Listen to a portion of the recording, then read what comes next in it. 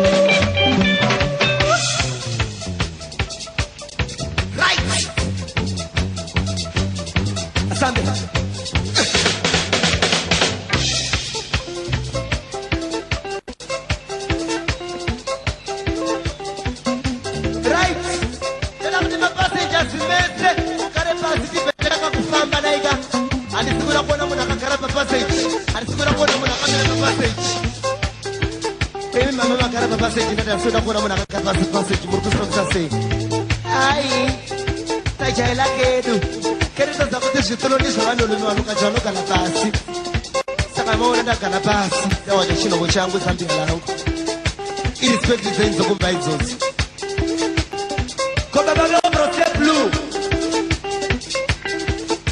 ngatigarai pasi tibvete tanga kufamba musanibudisira maziso kunge nyimbo dziri mugango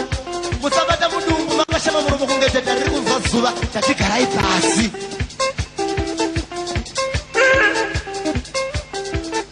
moyo wangu wachunguluka ndoda kutanja ko vakuru makutaura chiportuguese chifrenchi kana chigiriki taurai zvinonzwa ngatigarai pasi city town pachirungu kana ndichiti moyo wangu wachunguluka ndokuti my heart is turning round so kana ndichiti ndoda kutanja vomiting pachirungu handizwi kuti chini kudai munhu wakakuta smell pachirungu kana zvashupa rutsirai muhomwe yeobrosi yenyu tikuda kuenda isu yaifana kuwanza masese parungu